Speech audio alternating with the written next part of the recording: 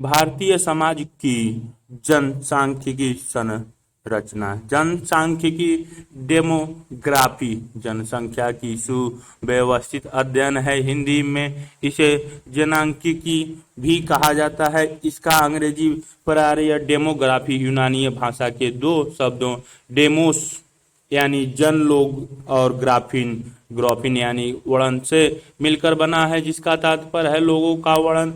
जन सांख्यिकी विषय के अंतर्गत जनसंख्या से संबंधित अनेक रुझान तथा प्रक्रियाओं का अध्ययन किया जाता है, जैसे जनसंख्या के आकार में परिवर्तन, जन्म मृत्यु तथा प्रवसन के स्वरूप और जनसंख्या की संरचना और गठन अर्थात उसमें स्त्री पुरुषों और विभिन्न आयु वर्ग के लोगों का क्या अनुपात है। जनसांख्यिकी कई प्रकार की होती है, जैसे आकारिकीय जनसांख्यिकी फॉर्मल डेमोग्राफी, जिसमें अधिकतर जनसंख्या की आकार यानी मात्रा का अध्ययन किया जाता है, और सामाजिक जनसांख्यिकी जिसमें जनसंख्या के सामाजिक आर्थिक या राजनीतिक पक्षों पर विचार किया जाता है। सभी प्रकार के जनसांख्यिकी अध्ययन गणना या गिनती की प्रक्रियाओं पर आधारित होते हैं, जैसे कि जनगणना या सर्वेक्षण, जिनके अंतर्गत एक निर्धारित प्रदेश के भीतर रहने वाले लोगों के बारे में सुव्यवस्थित रीति से आंकड़े एकत्र किए जाते हैं। जनसांख्यिकी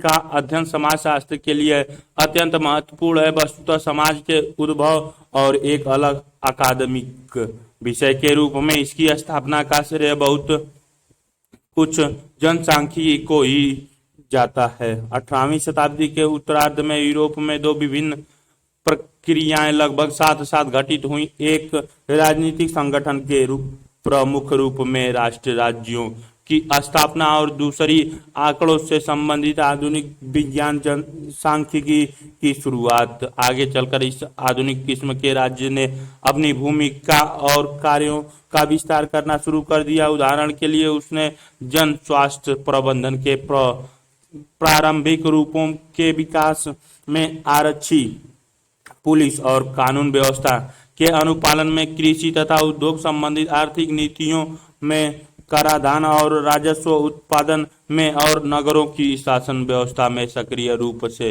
दिलचस्पी लेना प्रारंभ कर दिया। राज्य के कार्यकलापों के नए नए और बराबर विस्तृत होते हुए क्षेत्र के सुचारू रूप से संचालन के लिए सामाजिक आंकड़ों को यानी जनसंख्या और अर्थव्यवस्था के विभिन्न पक्षों से संबंधित मात्रात्मक तथ्यों को सुव्यवस्थित एवं नियमित रूप से इकट्ठा करने की आवश्यकता महसूस की गई। राज्य द्वारा सामाजिक आंकड़े इकट्ठा करने का प्रचलन हालांकि काफी पुराना है, पर इसका आधुनिक रूप 18वीं शताब्दी के अंतिम वर्षों में अस्तित्व में आया। अमेरिका की 1790 की जनगणना संभवतः सबसे पहली आधुनिक किस्म की जनगणना थी, और इस पद्धति को यूरोप में भी 19वीं शताब्दी के प्रारंभ में अपना लिया गया। भारत में जनगणना का कार्य भारत की अंग्रेजी सरकार ने सर्वप्रथम 1867 से 72 के बीच प्रारंभ किया, और फिर तो 1881 में हर 10 साल बाद 10 वर्षीय जनगणना की जाती रही। स्वतंत्र भारत ने भी इस पद्धति को चालू रखा और सन 1951 से अब तक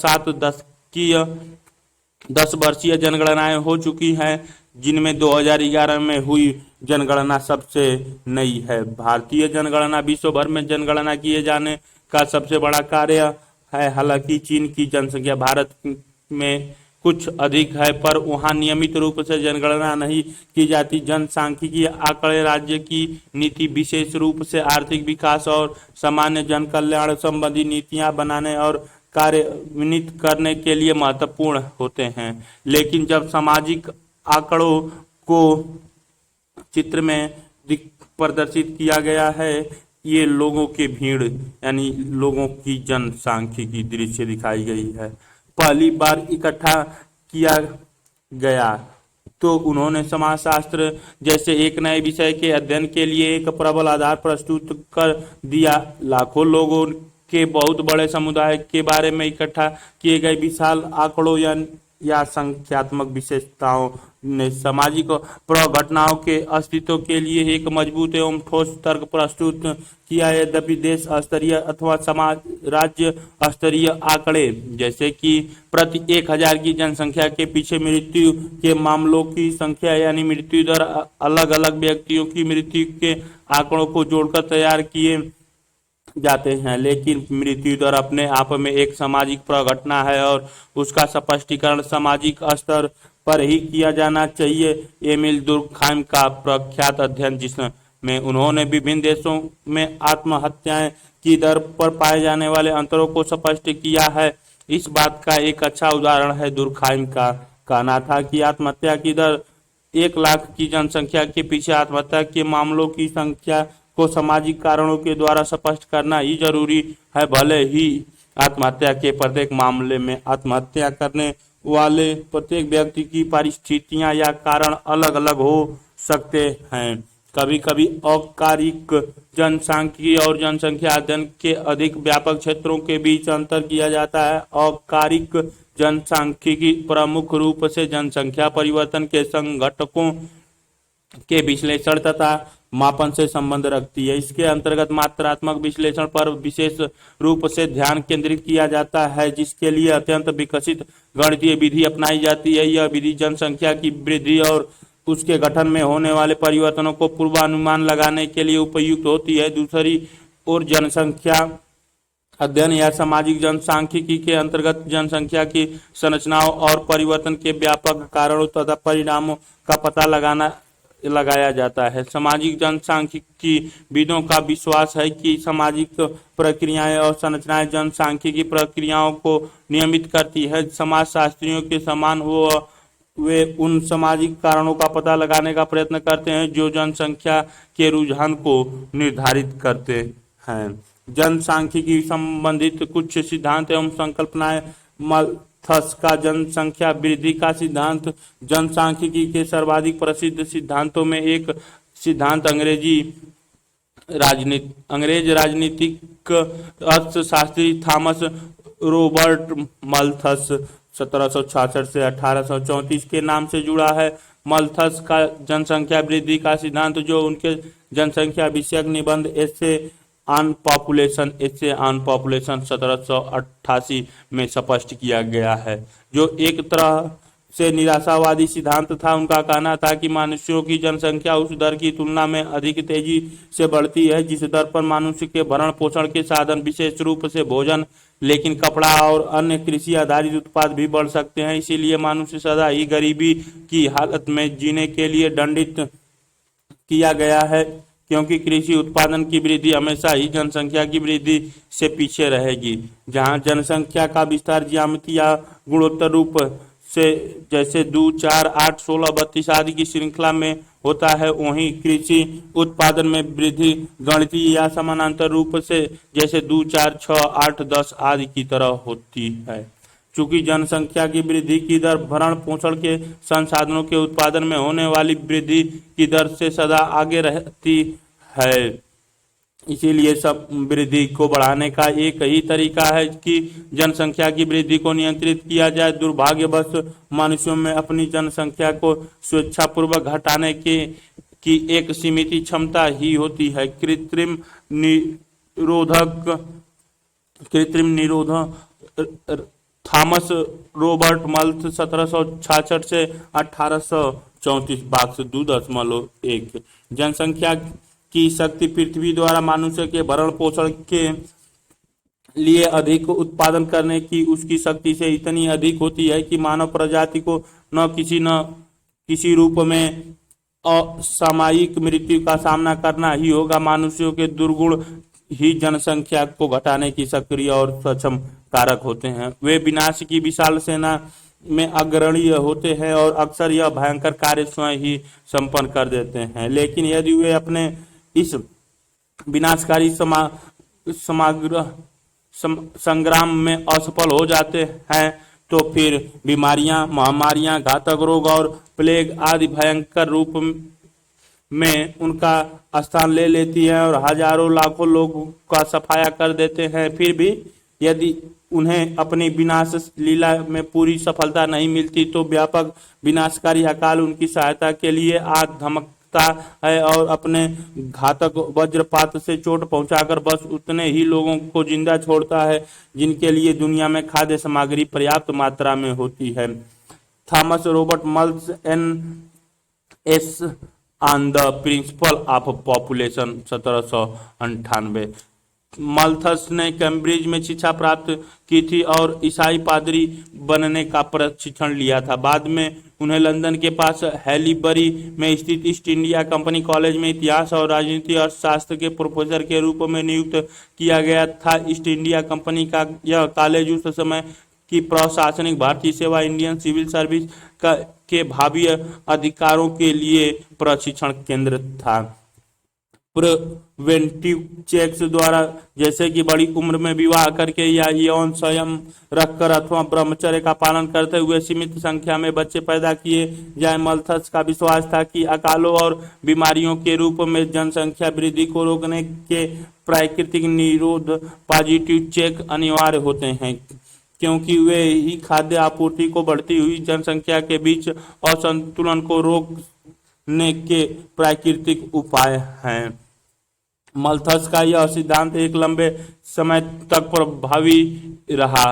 प्रभावशाली रहा, लेकिन कुछ विचारकों ने इसका विरोध भी किया जो यह मानते थे कि आर्थिक समृद्धि जनसंख्या वृद्धि से अधिक हो सकती है। तथापि उनके सिद्धांत का सबसे प्रभावकारी खंडन यूरोपीय देशों के इतिहास अनुभव द्वारा प्रस्तुत किया गया। 19वीं शताब्दी के उत्तरार्ध में जनसंख्या वृद्धि का स्वरूप बदलने लगा और 20वीं शताब्दी के पहले चतुर्थांश के अंत तक यह परिवर्तन नाटकीय ढंग से हुआ। जन्म दरें घट गई और महामारियों के प्रकोप पर नियंत्रण किए जाने लगा। मल्थस की भविष्यवाणियां झूठ ही साबित कर दी गई, क्योंकि जनसंख्या की तीव्र वृद्धि के बावजूद खाद्य उत्पादन और जीवन स्तर लगातार उन्नत होते गए। उदारवादी और मार्क्सवादी विद्वानों ने भी मल्थस के इस विचार की आलोचना की कि गरीबी का कल्याण जनसंख्या वृद्धि है। आलोचकों का कहना था कि गरीबी और भूखमरी जैसी समस्याएं जनसंख्या वृद्धि की बजाय आर्थिक संसाधनों के असमान वितरण के कारण होती है। एक अन्यायपूर्ण सामाजिक व्यवस्था के कारण ही कुछ थोड़े से धनवान और विशेष अधिकार संपन्न लोग विलासमय जीवन का आनंद लेते हैं और बहुसंख्यक लोगों को गरीबी की हालत में जीना पड़ता है। क्रियाकलाप 2.1 पिछले पृष्ठ पर दिए गए एक अनुभाग भाग से 2.1 में मल्थस के उद्धरण को पढ़िए। मल्थस के गलत साबित होने का एक कारण यह था कि कृषि का उत्पादकता में बहुत अधिक वृद्धि हो गई। वे कौन से कारक थे जिनकी वजह से उत्पादकता बढ़ गई? क्या आप इन कारकों का पता लगा सकते हैं? मल्थस के गलत साबित होने के कुछ अन्य कारण क्या हो सकते हैं? इस विषय पर अपने सहपाठियों से चर्चा करें और अपने अध्यापकों की सहायता से इन कारकों की सूची बनाइए। जनसांख्यिकी संक्रमण का सिद्धांत। जनसांख्यिकी विषय में एक अन्य उल्लेखनीय सिद्धांत जनसांख्यिकी संक्रमण का सिद्धांत। इसका तात्पर्य है कि जनसंख्या वृद्धि आर्थिक विकास के समग्र स्तरों से जुड़ी होती है एवं प्रत्येक समाज विकास से संबंधित जनसंख्या वृद्धि के एक निश्चित स्वरूप का अनुसरण करता है। जनसंख्या वृद्धि के 3 बुनियादी चरण होते हैं। पहला चरण है समाज में जनसंख्या वृद्धि का कम होना, क्योंकि समाज अल्प विकसित और तकनीकी दृष्टि से पिछड़ा होता है। वृद्धि दर इसलिए कम होती है क्योंकि मृत्यु दर और जन्म दर दोनों ही बहुत ऊंची होती है, इसीलिए दोनों के बीच का अंतर यानी शुद्ध वृद्धि दर नीचा रहता है। तीसरे और अंतिम चरण में भी विकसित समाज में जनसंख्या वृद्धि दर नीची रहती है, क्योंकि ऐसे समाज में मृत्यु दर और जन्म दर दोनों ही काफी कम हो जाती है और उनके बीच बहुत कम अंतर रहता है। इन दोनों अवस्थाओं के बीच एक तीसरा संक्रमणकालीन चरण होता है, जब समाज पिछड़ी अवस्था से उन्नत अवस्था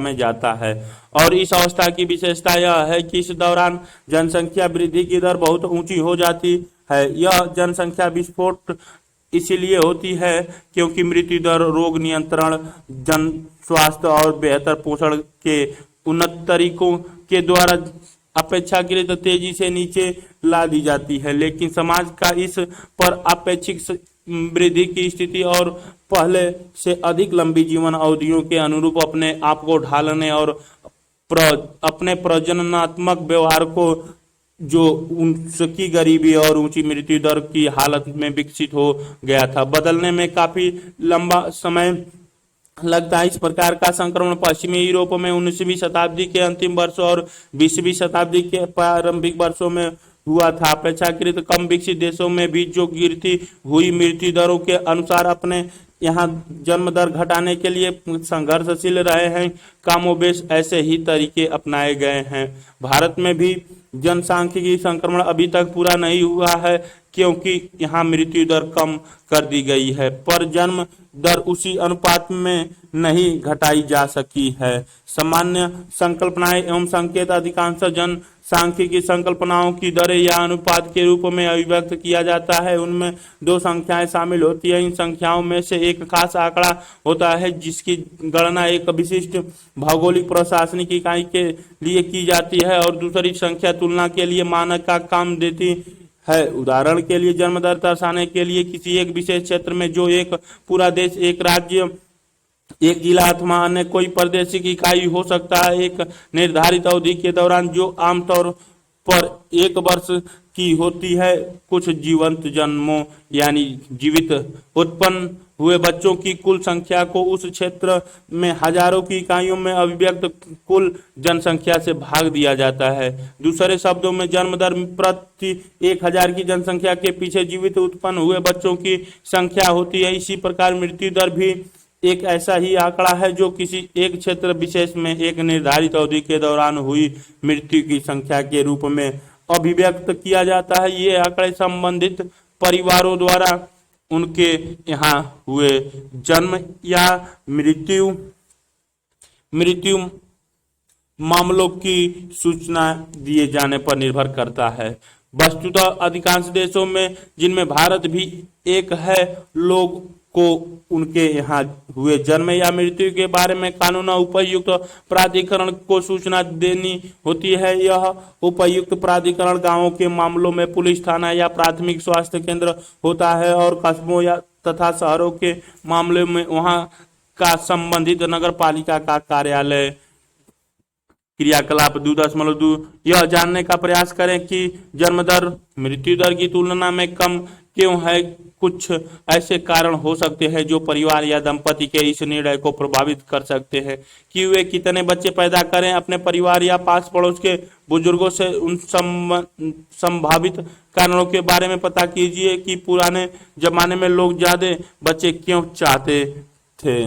प्राकृतिक मृत्यु दर या जनसंख्या समृद्धि दर का तात्पर्य है जन्म दर और मृत्यु दर के बीच का अंतर। जब यह अंतर शून्य अथवा व्यवहारिक रूप से बहुत कम नगण्य होता है, तब हम यह कह सकते हैं कि जनसंख्या स्थिर हो गई है। यह वह प्रतिस्थापन स्तर है पर पहुंच गई है। यह एक ऐसी अवस्था होती है जब जितने बूढ़े लोग मरते हैं, उनका खाली स्थान भरने के लिए उतने ही नए बच्चे पैदा हो जाते हैं। कभी कभी कुछ समाजों को ऋणात्मक समृद्धि दर की स्थिति से भी गुजरना होता है, अर्थात उनका प्रजनन शक्ति स्तर प्रतिस्थापन दर से नीचा रहता है। आज विश्व में कई ऐसे देश हैं और क्षेत्र हैं जहां ऐसी स्थिति है, जैसे जापान, रूस, इटली एवं पूर्वी यूरोप। दूसरी और कुछ समाजों में जनसंख्या समृद्धि दर बहुत ऊंची हो जाती है, विशेष रूप से उस स्थिति में जब वे ऊपर वर्णित जनसांख्यिकीय संक्रमण से गुजर रहे होते हैं। प्रजनन दर का अर्थ है बच्चे पैदा कर सकने की आयु, जो आमतौर पर 15 से 49 वर्ष की मानी जाती है, वाली प्रति 1000 स्त्रियों की इकाई के पीछे जीवित जन्मे बच्चों की संख्या। लेकिन ऊपर चर्चित अन्य दरें, जन्म तथा मृत्यु दर की तरह यह दर भी अशोधित दर ही होती है, यानी कि यह संपूर्ण जनसंख्या के लिए मोटे तौर पर एक स्थूल औसत दर होती है, और इसमें विभिन्न आयु वर्गों में पाए जाने वाले अंतरों का कोई ध्यान नहीं रखा जाता। विभिन्न आयु वर्गों के बीच पाए जाने वाला अंतर कभी कभी संकेतों के अर्थ को प्रभावित करने में बहुत महत्वपूर्ण हो सकता है। इसीलिए जनसांख्यिकी विद भी आयु विशेष की दरों का हिसाब लगाते हैं।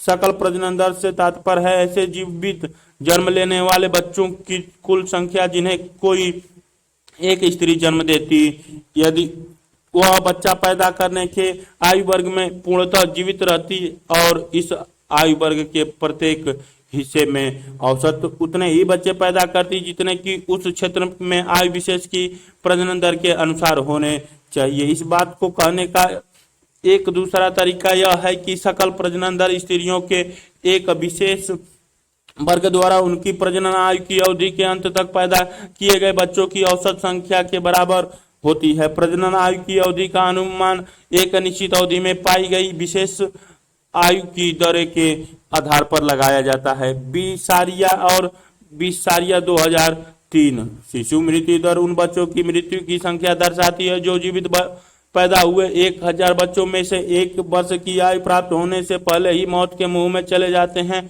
इसी प्रकार मातृ मृत्यु दर उन स्त्रियों की संख्या की सूचक है जो जीवित प्रसूति के 1000 मामलों में अपने बच्चे को जन्म देते समय मृत्यु को प्राप्त हो जाती हैं। शिशु और मातृ मृत्यु की ऊंची दरें निस्संदेह पिछड़ेपन और गरीबी के सूचक होती हैं। जब समाज विकास के पथ पर अग्रसर होता है तो ये दरें तेजी से घटने लगती है, क्योंकि तब चिकित्सा सुविधाओं और शिक्षा जागरूकता का समृद्धि के स्तर में वृद्धि होती जाती है। एक अन्य संकल्पना जो कुछ भ्रामक है वह है आयु संभावितता।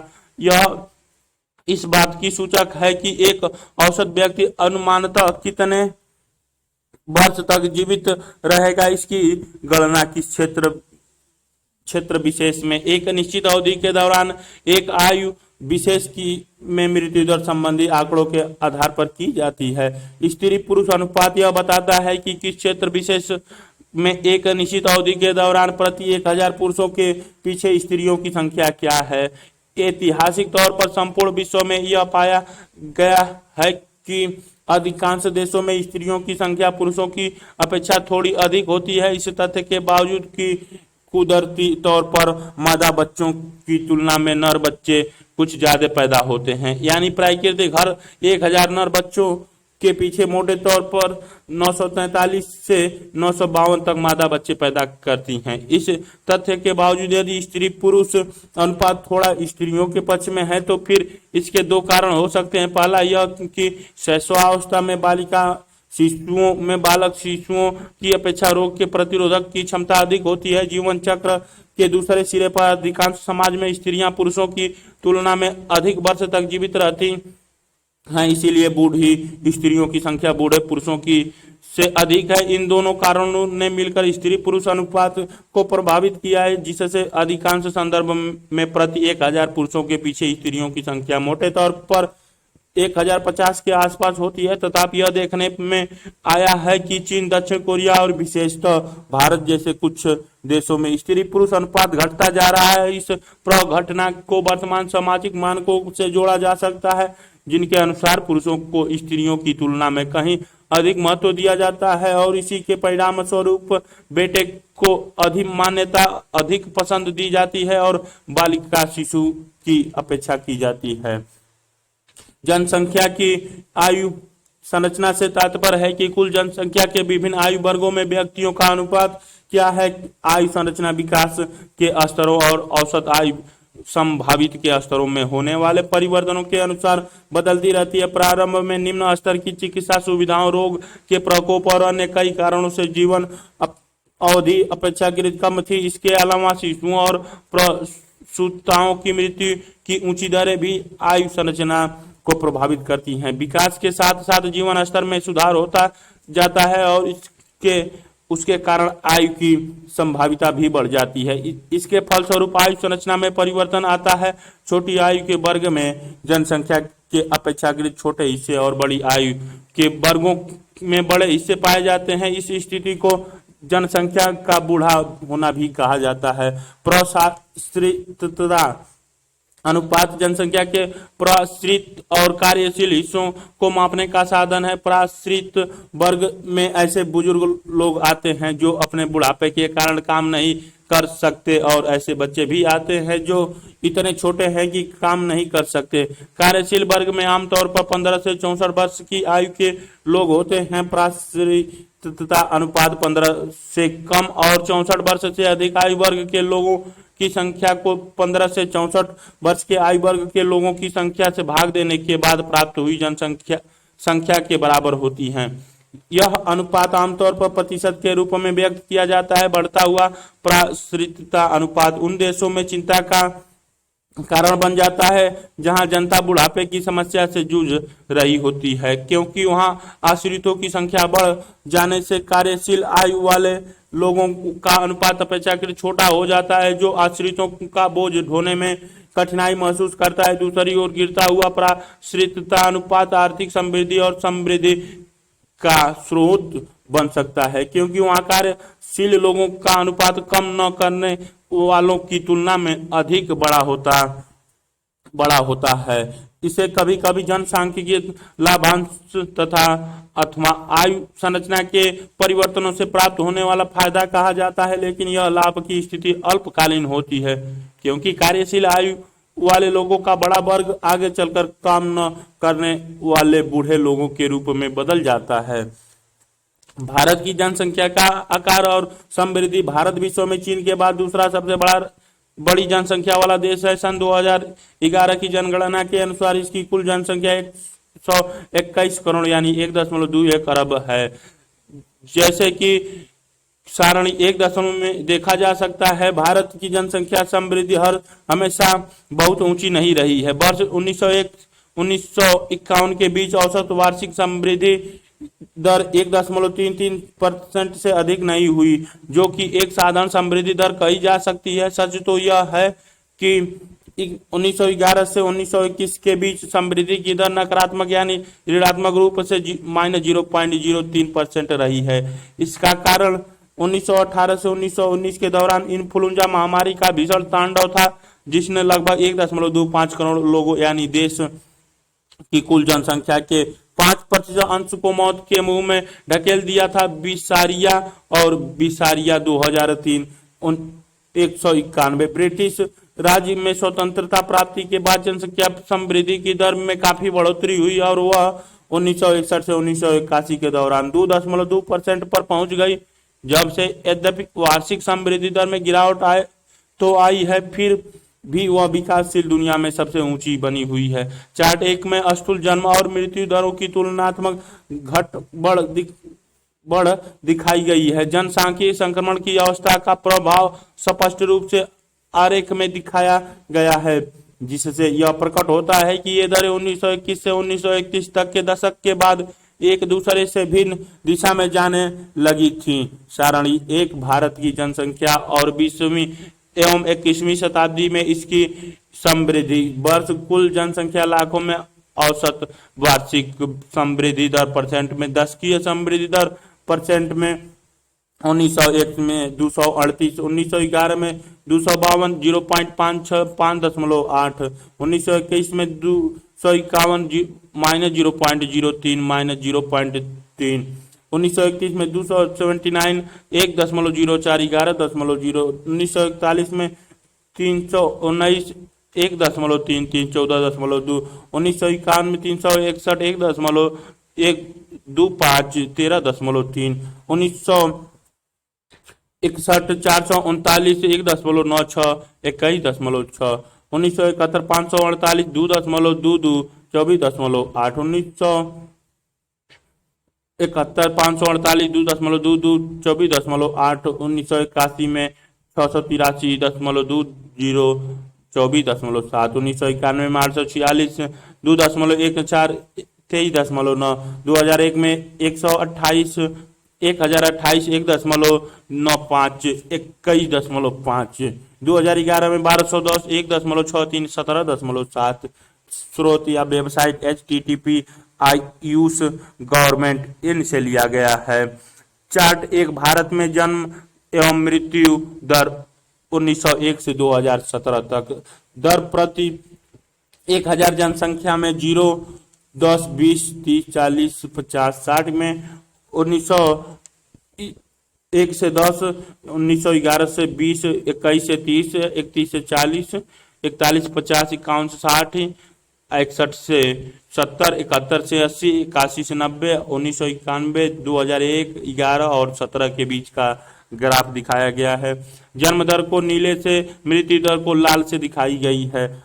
स्रोत राष्ट्रीय जनसंख्या आयोग, भारत सरकार, website WWHTPS, population commission, NIC, in fact 1HTM, राष्ट्रीय स्वास्थ्य प्रलेख 2018, स्वास्थ्य और परिवार कल्याण मंत्रालय, भारत सरकार, आर्थिक सर्वेक्षण 2018-19, भारत सरकार। 1931 से पहले मृत्यु दर और जन्म दर दोनों ही ऊंची रही है। इस संक्रमण वर्ष के बाद मृत्यु दर में तेजी से गिरावट आई है, जबकि जन्म दर थोड़ी सी गिरी है। 1921 के बाद मृत्यु दर में गिरावट आने का प्रमुख कारण यह था कि अकालों और महामारियों पर नियंत्रण बढ़ गया। इनमें महामारियों की रोकथाम संभवतः अधिक महत्वपूर्ण साबित हुई। पहले अनेक प्रकार की महामारियां थी, जिनमें विभिन्न प्रकार के ज्वर, प्लेग, चेचक और हैजा अधिक विनाशकारी थे, लेकिन 1918 से 1919 की इन्फ्लुएंजा नामक महामारी ने न तो अकेले ही देश भर में तबाही मचा दी, जिसमें 125 लाख यानी 1.25 करोड़ लोगों को अर्थात तत्कालीन भारत की कुल जनसंख्या के लगभग 5% भाग को अपनी जान से हाथ धोना पड़ा। इस महामारी में हुई मृत्यु के बारे में अलग अलग अनुमान लगाए गए, जिनमें के कुछ के आंकड़े बहुत ऊंचे थे। स्पेनिश फ्लू नामक महामारी अंतर्राष्ट्रीय सीमाओं को पार करके संपूर्ण भूमंडल में फैल गई। इस संबंध में बाक्स 2.2 में दी गई जानकारी पठनीय है। अंग्रेजी में पेंडेमिक शब्द एक ऐसी महामारी के लिए उपयोग किया जाता है जो बहुत व्यापक भौगोलिक क्षेत्र को प्रभावित करती है। वही एपिडेमिक शब्द को सीमित क्षेत्र में फैली महामारी के लिए उपयोग किया जाता है। ऐसी बीमारियों के उपचार में किए गए सुधारों, बड़े पैमाने पर चलाए गए टीकाकरण कार्यक्रम और व्यापक रूप से संचालित स्वच्छता अभियानों ने महामारियों को नियंत्रित करने में सहायता की, किंतु मलेरिया, क्षय रोग और पेचिश व दस्त की बीमारियां आज भी लोगों के लिए जानलेवा बनी हुई हैं। हालांकि अब उनसे मरने वालों की संख्या उतनी अधिक नहीं होती है जितनी पहले महामारी के रूप में उनके प्रकोप के कारण हुआ करती थी। सूरतनगर सितंबर 1994 में कुछ हद तक प्लेग की महामारी की चपेट में आ गया था और 2016 में देश के अनेक भागों में डेंगू और चिकनगुनिया की बीमारी के व्यापक रूप से फैलने की खबर पढ़ने सुनने को मिली। 1918 से 1919 की सार्वभौमिक इन्फ्लुएंजा महामारी बाक्स 2.2। इन्फ्लुएंजा नामक की बीमारी एक विषाणु द्वारा फैलाई जाती है जो मुख्य रूप से श्वसन तंत्र के ऊपर अवयवों यानी नाक, गला और श्वसनी और कभी कभी फेफड़ों पर भी आक्रमण कर देता है। इन्फ्लुएंजा के विषाणुओं की जनिक बनावट कुछ ऐसी होती है कि वे अपने आप में छोटे बड़े जनिक परिवर्तन लाकर स्वयं को मौजूद टीका द्रव्यों वैक्सीन के असर से उन्मुक्त कर लेते हैं। पिछली शताब्दियों में इन्फ्लुएंजा के विषाणु में 3 बार बड़े बड़े जनिकीय परिवर्तन आए, जिसके परिणाम स्वरूप सार्वभौमिक महामारियां पेंडेमिक्स फैली और अत्यंत विशाल संख्या में लोग इन्फ्लुएंजा से पीड़ित हुए और मृत्यु का ग्रास बने। इनमें सबसे कुख्यात महामारी स्पेनिश फ्लू थी, जिसने विश्व की जनसंख्या को बड़े पैमाने पर प्रभावित किया और ऐसा समझा जाता है कि 1918 से 1919 के दौरान इससे पीड़ित होकर कम से कम 4 करोड़ लोग मौत के मुंह में चले गए।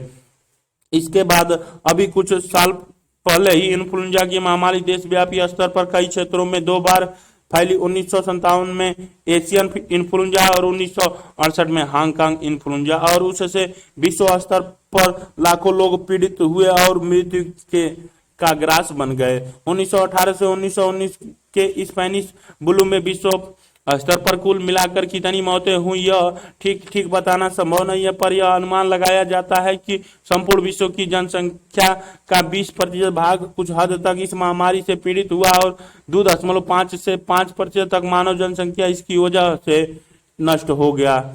इन्फ्लुएंजा से पहले 25 सप्ताहों में ही 2.5 करोड़ लोगों की मौत हो गई। इसके विपरीत एड्स की बीमारी से पहले 25 वर्ष में 2.5 करोड़ लोग मृत्यु को प्राप्त हुए। इन्फ्लुएंजा विश्व भर में फैल गई और इससे 6 महीने में 250 लाख से भी अधिक लोगों की मृत्यु हो गई। कुछ अन्य अनुमानों के अनुसार मरने वालों की कुल संख्या इससे दोगुनी से भी अधिक यानी 10 करोड़ तक हो सकती है। संयुक्त राज्य अमेरिका में लगभग 28% जनसंख्या इस महामारी से पीड़ित हुई और उनमें से 5 लाख से 6,75,000 लोग काल के गाल में चले गए। ब्रिटेन में इससे मरने वालों की संख्या 2 लाख और फ्रांस में 4 लाख से भी ज्यादा बताई गई। अलास्का और दक्षिण अफ्रीका में इससे गांव के गांव तबाह हो गए। ऑस्ट्रेलिया में इससे 10,000 लोग मरे तथा फिजी द्वीप समूह में केवल 2 सप्ताह में वहां की 14% जनसंख्या नष्ट हो गई और पश्चिमी समाओं में कुछ 22% लोग मर गए। भारत के अनुमानतः 170 लाख लोग मरे यानी तत्कालिक भारत की जनसंख्या का लगभग 5% भाग नष्ट हो गया। ब्रिटिश भारतीय सेना में लगभग 22% सैनिक इस महामारी से पीड़ित होकर मृत्यु को प्राप्त हो गए। यद्यपि प्रथम विश्व युद्ध इस फ्लू का प्रत्यक्ष कारण नहीं था, किंतु सैनिकों के साथ साथ रहने और सामूहिक आवागमन से रोग के फैलाव में तेजी आई। यह भी अनुमान लगाया गया कि लड़ाई के तनावपूर्ण माहौल में रासायनिक आक्रमणों के कारण सैनिकों की रोग से मुकाबला करने की रोग प्रतिरोध क्षमता कमजोर हो गई थी, जिसके कारण बीमारी की चपेट में आने की संभावना बढ़ गई। स्रोत विकिपीडिया, विश्व स्वास्थ्य संगठन के वेबसाइट से संकलित EN Wikipedia organization WI Spanish flu http www.WHO mediacentre fact sheet FS 211 EN से लिया गया है। अकाल भी बढ़ी हुई मृत्यु दर के एक प्रमुख एवं पुनर्प्रवर्तन स्रोत थे। एक जमाना था जब अकाल व्यापक रूप से और बार बार पड़ते थे। उन दिनों अकाल के पड़ने के कई कारण होते थे, जिनमें से एक यह था कि जिन इलाकों में खेती वर्षा पर निर्भर रहती थी वहां वर्षा की कमी के कारण खेती की उपज कम होती थी, जिससे लोग घोर गरीबी और कुपोषण की हालत में जीवन बिताने को मजबूर हो जाते थे। इसके अलावा परिवहन और संचार के साधनों की समुचित व्यवस्था न होने के कारण और राज्य की ओर से इस दिशा में पर्याप्त प्रयत्न न किए जाने के कारण भी अकाल पड़ते थे। किंतु जैसा कि अमर्त्य सेन एवं अनेक विद्वानों ने दर्शाया कि अकाल अनाज के उत्पादन में गिरावट आने के कारण ही नहीं पड़े, बल्कि हकदारी की पूर्ति का अभाव, फेल्यूर ऑफ इंटिलेमेंट्स अथवा भोजन खरीदने या और किसी तरह से प्राप्त करने की लोगों की अक्षमता के कारण भी अकाल पड़ते रहे हैं। लेकिन अब भारतीय कृषि की उत्पादकता में विशेष रूप से सिंचाई के विस्तार के कारण पर्याप्त वृद्धि हो जाने, संचार के साधनों में सुधार हो जाने और सरकारों द्वारा अधिक तेजी से राहत और निरोधक उपाय किए जाने से अकाल के कारण होने वाले मृत्यु की संख्या में बहुत तेजी से कमी आई है। किंतु आज भी देश के कुछ पिछड़े क्षेत्रों से भूखमरी के कारण लोगों के मरने के समाचार मिलते रहते हैं। सरकार ने अभी कुछ समय पहले ही ग्रामीण इलाकों में भूख और भूखमरी की समस्या के समाधान के लिए महात्मा गांधी राष्ट्रीय ग्रामीण रोजगार गारंटी अधिनियम, Mahatma Gandhi national rural employment guarantee act नामक एक कानून बनाया है। हालांकि मृत्यु दर की तरह जन्म दर में उतनी तेजी से गिरावट नहीं आई। इसका कारण यह है कि जन्म दर एक ऐसी सामाजिक सांस्कृतिक प्रघटना है जिसमें परिवर्तन अपेक्षाकृत धीमी गति से आता है। सामान्यतः समृद्धि का बढ़ता स्तर जन्म दर की मजबूती से नीचे खींचता है। जब एक बार शिशु मृत्यु दरें में गिरावट आ जाती है और शिक्षा और जागरूकता के स्तर में भी कुल मिलाकर वृद्धि हो जाती है, तो फिर परिवार का आकार छोटा होने लगता है, जैसा कि नक्शा 1 पृष्ठ संख्या 21 में देखा जा सकता है। भारत के राज्यों के बीच प्रजनन दरें के मामलों में अत्यधिक भिन्नताएं पाई जाती हैं। आंध्र प्रदेश, हिमाचल प्रदेश, पंजाब, तमिलनाडु और पश्चिम बंगाल जैसे कुछ राज्यों कुल प्रजनन दर 1.7 2016 तक नीचे लाने में सफल हुए। इसका अर्थ यह हुआ कि इन राज्यों में औसत स्त्री 1.7 बच्चे ही पैदा करती हैं, जो प्रतिस्थापन स्तर से नीचे है। केरल की कुल प्रजनन दर भी प्रतिस्थापन स्तर से नीचे है, जिसका तात्पर्य यह होगा कि भविष्य में जनसंख्या में गिरावट आ जाएगी। लेकिन कुछ राज्य, खासतौर पर बिहार, मध्य प्रदेश, राजस्थान और उत्तर प्रदेश ऐसे राज्य हैं जहां 2019 में प्रजनन दर 3 या उससे भी ऊपर है। वर्ष 2009 के TFR के अनुसार इन राज्यों में प्रजनन दर क्रमशः 3.3, 2.8, 2.7 और 3.1 था। वर्ष 2015 के आंकड़े के अनुसार भारत में जन्म दर कुल 20.2% था। इसमें से ग्रामीण क्षेत्रों में जन्म दर 22.4% और नगरीय क्षेत्र में 17.3% था। भारत में सबसे अधिक जन्म दर उत्तर प्रदेश और बिहार में है, यह है 25.9% और 26.4%। और ये राज्य मिलकर 2026 तक भारत की कुल जनसंख्या का 50%, लगभग आधा भाग तक बढ़ सकते हैं। अकेला उत्तर प्रदेश ही अनुमानित 1/4 तक यानी 22% बढ़ सकता है। चार्ट 2 पृष्ठ संख्या 23 में विभिन्न राज्यों में क्षेत्रीय समूह के रूप में उनकी जनसंख्या बढ़ोतरी दर्शाई गई है। भारत में राज्यवार जन्म दर 2017 70 डिग्री ईस्ट में, 80 डिग्री ईस्ट में और 90 डिग्री ईस्ट। ताजिकिस्तान उत्तर पूर्व उत्तर ऊपर पूर्व ऊपर उत्तर और उत्तर से दिखाई गई है। अफगानिस्तान, जम्मू और कश्मीर, हिमाचल प्रदेश, पाकिस्तान के जस्ट बगल पंजाब, राजस्थान, गुजरात, हरियाणा, उत्तराखंड, दिल्ली, नेपाल के जस्ट सटे हुए उत्तर प्रदेश, बिहार, सिक्किम, भूटान, अरुणाचल प्रदेश, असम, मेघालय, मणिपुर, नागालैंड, त्रिपुरा, मिजोरम, बांग्लादेश, पश्चिम बंगाल, झारखंड, मध्य प्रदेश, छत्तीसगढ़, उड़ीसा, महाराष्ट्र, तेलंगाना, आंध्र प्रदेश, कर्नाटक, गोवा, अरब सागर, बंगाल की खाड़ी, म्यांमार, पुडुचेरी, तमिलनाडु, केरल, श्रीलंका, लक्षद्वीप, अंडमान निकोबार द्वीप समूह। भारत में ग्रीन वाले 25.7 से अधिक, 23.6 से औसत, 20.7 औसत, 17.1 और 15.2 से कम। पीले वाले 15.2 से कम दिखाई गई, जिसमें पंजाब, पश्चिम बंगाल, त्रिपुरा, मिजोरम, मणिपुर, नागालैंड और तमिलनाडु, केरल, गोवा में सबसे कम दिखाई गई है। स्रोत SRS बुलेटिन, भारत सरकार, जुलाई 2019 से लिया गया है।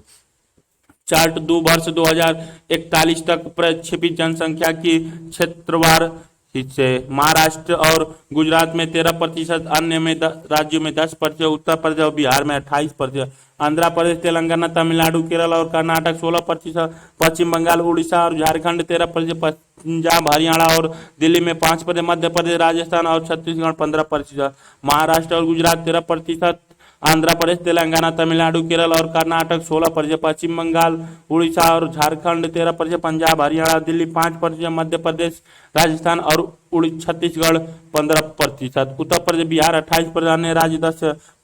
स्रोत आर्थिक सर्वेक्षण 2018-19, खंड 1, पृष्ठ संख्या 137, वित्त मंत्रालय, भारत सरकार से लिया गया है। भारतीय जनसंख्या की आयु संरचना। भारत की जनसंख्या बहुत नौजवान यानी अधिकांश भारतीय युवा अवस्था में हैं और यहाँ की आयु का औसत भी अधिकांश अन्य देशों की तुलना में कम है। सारणी 2 दर्शाती है कि देश की संपूर्ण जनसंख्या में 15 वर्ष से कम आयु वाले वर्ग का हिस्सा, जो 1971 में 42% के सर्वोच्च स्तर पर था, घटकर 2001 में 35% के स्तर पर आ गया है। 15 से 60 वर्ष की आयु का हिस्सा 53 से कुछ बढ़कर 59% हो गया है, जबकि 60 वर्ष से ऊपर की आयु वाले वर्ग का हिस्सा बहुत छोटा है, लेकिन वह उसी अवधि के दौरान 5 से 7 तक बढ़ना शुरू हो गया है। लेकिन अगले 2 दशकों में भारतीय जनसंख्या की आयु संरचना में काफी परिवर्तन आने की उम्मीद है और यह परिवर्तन अधिकांशतः आयु क्रम के दोनों सिरों पर आएगा, जैसा कि सारणी 2 में दिखाई गया है। 0 से 14 आयु वर्ग का हिस्सा लगभग 11% घट जाएगा। वर्ष 2001 में 34% था और वर्ष 2026 में घटकर 23 हो जाएगा, जबकि 60 वर्ष से अधिक आयु के वर्ग में लगभग 5 की वृद्धि होगी। वर्ष 2001 में 7 से बढ़कर 2026 में 12% हो जाएगा। चार्ट 3 में जनसंख्या पिरामिड का 1961 से लेकर 2016 तक का प्रक्षेपित स्वरूप दिखाया गया है। सारणी 2, भारत की जनसंख्या की आयु संरचना 1961 से 26 तक वर्ष, आयु वर्ग जोड़ 0 से 14 वर्ष, 15 से 59 वर्ष, 60 वर्ष से अधिक। 1961 में 41, 53, 600, 1971 42, 53, 500, 1981 में 40, 54, 600, 1951 में 38, 56, 700, 2001 में 34, 59, 700, 2011 में 29, 63, 800, 26 में 23, 64, 1200 टिप्पणी। आयु वर्ग के खानों में उनके हिस्सों का प्रतिशत दिया गया है, जो हो सकता है कि कहीं पूर्णांकन के कारण इन प्रतिशतों का जोड़ 100 न हो। स्रोत राष्ट्रीय जनसंख्या आयोग के जनसंख्या प्रक्षेप विषय तकनीकी समूह के आंकड़े 1996 से 2006 पर आधारित है। 1996 की रिपोर्ट की website https population commission NIC इनफैक्ट्स 1 HTM से लिया गया है। चार्ट 3, आयु समूह पिरामिडीय 1961, 1981, 2001 और 2026। भारत में 80 ईयर्स प्लस 75 से 69, 70 से 74, 65 से 59, 60 से 64, 55 से 69, 59, 50 से 64, 45, 49, 40, 44, 35, 39, 30, 34 और 25, 29, 20, 24, 15, 19, 10, 14, 5, 19, 04, 0, 0, 2, 4, 6, 8, 10, 12, इधर भी 2, 4, 6, 8, 10, 12। जनसंख्या का प्रतिशत पुरुष वाले के लिए नीले रंग, लाल वाले के लिए स्त्रियों की जनसंख्या दिखाई गई है।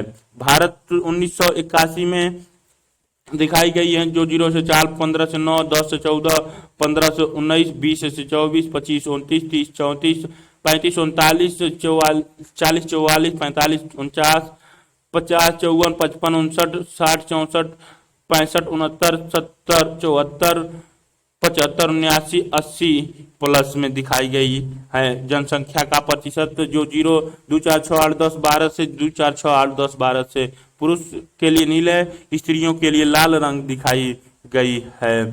वर्ष 2001 भारत की जनगणना दिखाई गई है, 0 से 4, 5 से 9, 10 से 14, 15 से 19, 20 से 24, 26 से 29, 30 से 34, 35 से 39, 40 से 44, 45 से 49, 50 से 54, 55 से 59, 60 से 64, 65 से 69, 70 से 74, 75 से 79, 80 प्लस में दिखाई है, जो 0, 2, 4, 6, 8, 10, 12, इधर 2, 4, 6, 8, 10, 12। जनसंख्या का प्रतिशत पुरुष के लिए नीले, लाल के लिए, स्त्रियों वाली के लिए दिखाई गई है। वर्ष 2026 में भारत की जनगणना 0 से 4, 5 से 9, 10 से 14, 15 से 19, 20 से 24, 26 से 29, 30 से 34, 35 से 39, 40 से 44, 45 से 49, 50 से 54, 55 से 59, 60 से 64, 65 से 69, 70 से 74, 75 से 89, 75 से 89, 80 प्लस से दिखाएंगे। 0, 2, 4, 6, 8 के बीच में 2, 4, 6, 8 के जनसंख्या का प्रतिशत पुरुष नीले और स्त्रियों वाली के लिए लाल से दिखाई गई हैं। स्रोत भारतीय जनगणना 1961, 1981, 2001 के संगत खंडों और राष्ट्रीय जनसंख्या आयोग के जनसंख्या प्रक्षेप विषय की रिपोर्ट 2006 पर आधारित है। चार्ट 3 के लिए अभ्यास। चार्ट 3 में दिए गए आयु समूह पिरामिड में सारणी 2 में प्रस्तुत आयु समूह संबंधित आंकड़ों के अधिक विस्तृत ब्यौरे दिए गए हैं। इन पिरामिडों में पुरुषों के लिए बाईं ओर और स्त्रियों के लिए दाहिनी ओर अलग अलग आंकड़े दिए गए हैं और उनके बीच में संबंध पंचवर्षीय आयु समूह दिखाए गए हैं। समस्तरीय छड़ों हॉरिजेंटल बार्स पर, जिनमें किसी विशेष आयु समूह के पुरुष और स्त्रियों दोनों शामिल हैं। दृष्टिपात करने से आपको जनसंख्या की आयु संरचना का अंदाजा हो जाएगा। पिरामिड में आयु समूह सबसे नीचे 0 से 4 वर्ष वाले समूह से शुरू होकर सबसे ऊपर 80 वर्ष और उससे अधिक के समूहों तक दिए गए हैं, जिनमें से 3 पिरामिड 1961, 1981 और 2001 की 10 वर्षीय जनगणना की स्थिति को दर्शाते हैं और चौथा पिरामिड 2026 की अनुमानित स्थिति का घोतक है। 20-26 वाला पिरामिड ये संबंधित आयु समूहों के अनुमानित भावी आकार को दर्शाता है, जो प्रत्येक आयु समूह की पुरानी समृद्धि दरों की के आंकड़ों पर आधारित है। ऐसे अनुमानों का प्रक्षेप्य भी कहा जाता है। यह पिरामिडी जन्म दर में आई क्रमिक गिरावट और आयु संभावित में हुई बढ़ोतरी को दर्शाते हैं। जैसे जैसे अधिकाधिक लोग वृद्धावस्था तक जीवित रहने लगते हैं तो पिरामिड का सबसे ऊपर हिस्सा चौड़ा होता जाता है, और जैसे जैसे जन्म दर के नए मामले अपेक्षाकृत कम होते जाते हैं पिरामिड का सबसे निचला हिस्सा सकरा होता जाता है। लेकिन जन्म दर में गिरावट काफी धीमी गति से आती है, इसलिए 1961 से 1981 के बीच पिरामिड के सबसे निचले खंड में अधिक परिवर्तन नहीं आया। पिरामिड का बीच का हिस्सा बराबर चौड़ा होता जाता है, क्योंकि कुल जनसंख्या में इसका हिस्सा बढ़ता जाता है। इससे बीच वाले आयु समूह में एक उभर बन जाता है जो 26 के पिरामिड में साफ दिखाई देता है। इसी उभर को जनसांख्यिकी लाभांश कहा जाता है, जिसके बारे में इसी अध्याय में आगे चर्चा की जाएगी। इस चार्ट का सावधानी पूर्वक अध्ययन करें। अपने अध्यापक की सहायता से यह पता लगाने का प्रयत्न करें कि 1961 की नई पीढ़ी 0 से 4 आयु समूह जब आने वाले वर्षों में पिरामिड के में ऊपर की ओर बढ़ती जाएगी तो उसकी क्या स्थिति होगी। वर्ष 1961 का 0 से 4 आयु समूह परिवर्तित वर्ष के पिरामिडों में कहाँ स्थित होगा। जब आप 1961 से 2026 की ओर बढ़ेंगे तो पिरामिड का कौन सा हिस्सा सबसे चौड़ा होगा। आपके विचार में वर्ष 2051 और 3001 में पिरामिड का आकार कैसा होगा। जैसे विभिन्न क्षेत्रों में प्रजनन दर अलग अलग होती हैं, उसी प्रकार आयु संरचना में भी बहुत अधिक क्षेत्रीय अंतर पाए जाते हैं। और एक और तो स्थिति यह है कि केरल जैसे राज्य आयु संरचना के मामले में विकसित देशों की स्थिति को प्राप्त करने लगा है।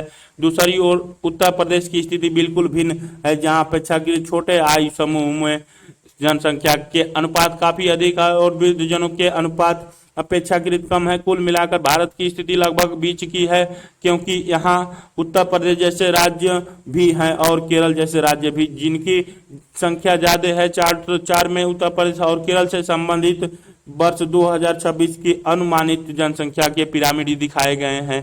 केरल और उत्तर प्रदेश के पिरामिडों में सबसे चौड़े भागों की स्थिति के अंतर को ध्यान से देखिए। चार्ट 4 आयु संरचना पिरामिड केरल और उत्तर प्रदेश 20-26 तक। उत्तर प्रदेश के लिए 0 से 4, 5 से 9, 10 से 14, 15 से 19, 20 से 24, 25 से 29, 30 से 34, 35 से 39, 40, 44, 45, 49, 50, 54, 55, 59, 60, 64, 65, 69, 70, 74, 75, 79, 80 प्लस से दिखाएंगे। 0, 2, 4, 6, 8, 10, 0, 2, 4, 6, 8, 10 जनसंख्या का प्रतिशत। पुरुष नीले से, स्त्रियां लाल से। केरल 20-26 तक दिखाई गई हैं, जो 0 से 4, 5 से 9, 10 से 14, 15 से 19, 20 से 24, 25 से 29, 30 से 34, 35 से 39, 40 से 44, 45 से 49, 50 से 54, 55 से 59, 60 से 64, 65 से 69, 70 से 74, 75 से 79, 80 प्लस से दिखाई गई हैं, जो 0, 4, 6, 8 और 0, 4, 6, 8 में जनसंख्या प्रतिशत पुरुष के लिए नीला और स्त्रियों के लिए लाल से दिखाई गई हैं। स्रोत राष्ट्रीय जनसंख्या आयोग 2006 के जनसंख्या प्रक्षेप विशेष तकनीकी समूह की रिपोर्ट। आयु संरचना में अपेक्षाकृत छोटी आयु के वर्ग की ओर जो झुकाव पाया जाता है उसे भारत के लिए लाभकारी माना जाता है। पिछले दशकों में पूर्व एशियाई व्यवस्थाओं की तरह आज के आयरलैंड की तरह यह समझा जाता है कि भारत को भी जनसांख्यिकीय लाभांश का फायदा मिल रहा है। यह लाभांश इस तथ्य के कारण मिल रहा है कि कार्यशील लोगों की वर्तमान पीढ़ी अपेक्षाकृत बड़ी है एवं उसे वृद्ध लोगों की अपेक्षाकृत छोटी पीढ़ी का भरण पोषण करना पड़ रहा है। लेकिन यह लाभ अपने आप मिलने वाला नहीं है, बल्कि इसके लिए उपयुक्त नीतियों का सोच समझकर पालन करना होगा, जैसे कि भाग से 2.3 में वर्णन किया गया है। भाग से 2.3 क्या बदलती हुई आयु संरचना भारत को जनसांख्यिकीय लाभांश प्रदान कर रही है। जनसंख्या की आयु संरचना से जनसांख्यिकीय लाभ या लाभांश इस तथ्य के कारण मिल सकता है कि भारत इस विश्व भर में सबसे युवा देशों में एक है और आगे भी कुछ समय के लिए रहेगा। वर्ष 2000 में भारत की जनसंख्या का 1/3 भाग 15 वर्ष की आयु से नीचे था।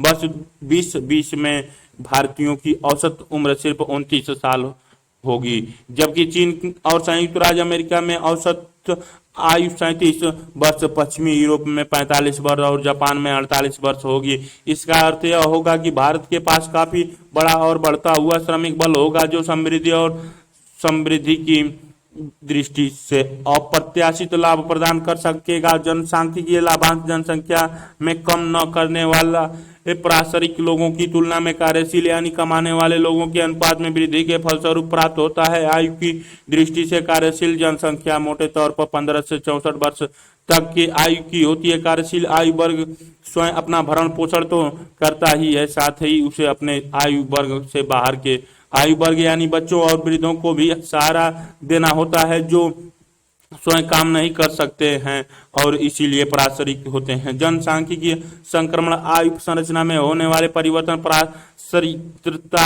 अनुपात को यानी जनसंख्या के अनर्जक न कमाने वाले आयु वर्ग और अर्जक यानी कार्यशील आयु वर्ग के बीच के अनुपात को कम कर देते हैं, जिससे समृद्धि होने की संभावना उत्पन्न हो जाती है। लेकिन इस संभावना को वास्तविक समृद्धि में तभी बदला जा सकता है जब कार्यशील आयु वर्ग में शिक्षा और रोजगार के स्तर में भी तदनुरूप वृद्धि होती जाए। यदि श्रमिक बल में शामिल नए लोग शिक्षित नहीं होंगे तो उनकी उत्पादकता नीचे रहेगी। यदि वे बेरोजगार रहते हैं तो वे बिल्कुल ही नहीं कमा सकेंगे और कमाने वाले के बजाय प्रसृतों की श्रेणी में शामिल हो जाएंगे। अतः इस बात की कोई गारंटी नहीं है कि आयु संरचना में परिवर्तन आने से लाभ प्राप्त हो जाएंगे, जब तक कि योजनाबद्ध विकास के जरिए उनका ठीक से उपयोग नहीं किया जाए। वास्तविक समस्या तो पारिश्रमिकता अनुपात की परिभाषा को लेकर है। यह प्रत्यय कार्यशील व गैर कार्यशील आयु वर्ग के अनुपात पर आधारित होता है, न कि रोजगार हैसियत पर। मूल बात यह है कि कार्यशील आयु वर्ग का व्यक्ति बेरोजगार भी हो सकता है। कार्यशील आयु वर्ग और बेरोजगार वर्ग के बीच का अंतर बेरोजगारी व अपूर्ण रोजगारी की स्थिति पर निर्भर करता है। बेरोजगारी या अपूर्ण रोजगारी श्रमिक बल के एक भाग को उत्पादकता कार्य से बाहर रखती है। इससे स्पष्ट हो जाता है कि क्यों कुछ देश जनसांख्यिकीय लाभांश का फायदा उठा सकते हैं जबकि कुछ और देश ऐसा नहीं कर पाते हैं। निसंदेह भारत के सम्मुख जनसांख्यिकीय लाभांश का अवसर द्वार खुला हुआ है। आयु वर्गों के रूप में परिभाषित पारिश्रमिकता अनुपात पर जनसांख्यिकीय प्रवृत्ति का प्रभाव स्पष्ट रूप से दिखाई दे रहा है। कुल पारिश्रमिकता अनुपात जो 1970 में 79 था, 2005 में गिरकर 64 पर आ गया। इस बात की पूरी संभावना है कि यह प्रक्रिया इस बात शताब्दी में आगे भी जारी रहेगी, जिसके परिणाम स्वरूप आयु आधारित पारिश्रमिकता अनुपात 2025 में 48 तक गिर सकता है, क्योंकि जनसंख्या में बच्चों का अनुपात आगे भी गिरता जाएगा। लेकिन यह पारिश्रमिकता अनुपात फिर बढ़ते हुए 2050 में 50 तक पहुंच जाएगा, क्योंकि तब वृद्धजनों के अनुपात में वृद्धि हो जाएगी।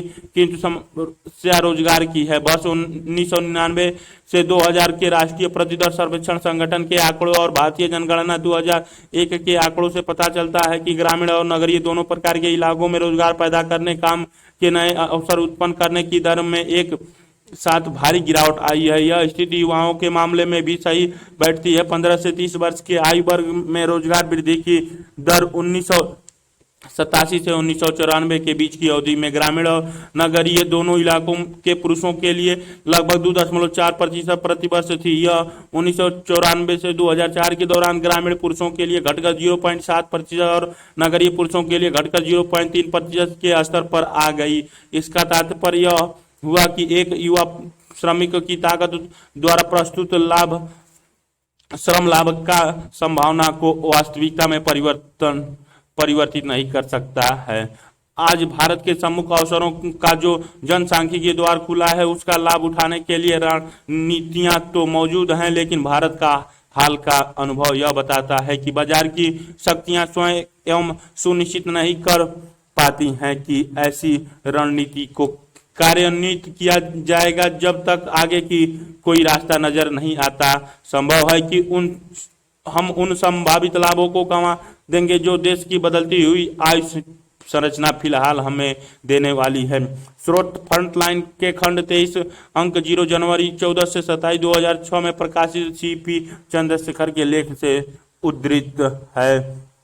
क्रियाकलाप 2.3 आपके विचार से आयु संरचना की पीढ़ियों के बीच के संबंध पर क्या प्रभाव पड़ता है? उदाहरण के लिए, क्या उच्च प्रसरितता अनुपात युवा एवं बुजुर्ग पीढ़ियों के बीच अधिक तनाव की परिस्थितियां पैदा कर सकता है, अथवा क्या यह युवा एवं बुजुर्ग के बीच अधिक घनिष्ठ एवं नजदीकी संबंध बनाएगा? इन प्रश्नों पर कक्षा में चर्चा और कारण बताते हुए अपने निष्कर्षों की सूची तैयार करने का प्रयत्न करें। भारत में गिरता हुआ स्त्री पुरुष अनुपात जनसंख्या में लिंग या लैंगिक संतुलन का एक महत्वपूर्ण सूचक है, जैसा कि ऊपर संकल्पनाओं संबंधित अनुभाग में कहा गया है। ऐतिहासिक दृष्टि से स्त्री पुरुष अनुपात स्त्रियों के पक्ष में रहा है, यानी प्रति 1000 पुरुषों के पीछे स्त्रियों की संख्या आमतौर पर 1000 से कुछ ऊपर ही रहती आई है।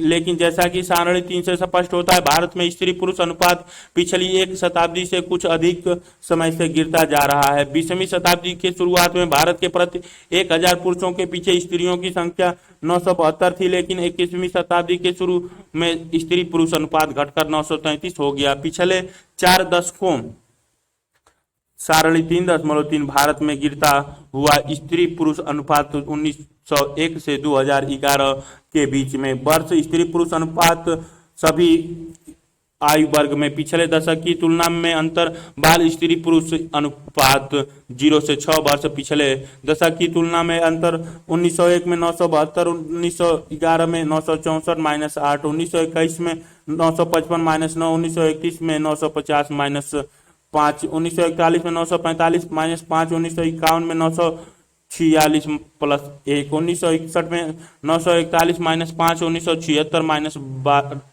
खाली है, 1971 में 930 -11, 964 -12, 1981 में 934 +4, 962 -2, 1951 में 927 -7, 945 -17 और 2001 में 933 +6, 927 -18, 2011 में 1943 +10, 919 -8। टिप्पणी, स्त्री पुरुष अनुपात को प्रति 1000 पुरुषों के पीछे स्त्रियों की संख्या के रूप में परिभाषित किया जाता है। स्रोत 2011 की जनगणना के आधार पर की प्रवृत्ति खास तौर पर चिंताजनक रही है। 1961 में स्त्री पुरुष अनुपात 941 था, जो घटते हुए अब तक के सबसे नीचे स्तर 927 पर आ गया। हालांकि 2001 में उसे फिर मामूली सी बढ़ोतरी हुई, और अगर हम 2011 की जनगणना की अनुमानित स्त्री पुरुष अनुपात को देखें तो प्रति 1000 पुरुषों के पीछे 943 स्त्रियां हैं। लेकिन जनसांख्यिकीविद, नीति निर्माताओं, सामाजिक कार्यकर्ताओं और इस विषय से जुड़े नागरिकों को वास्तव में जिस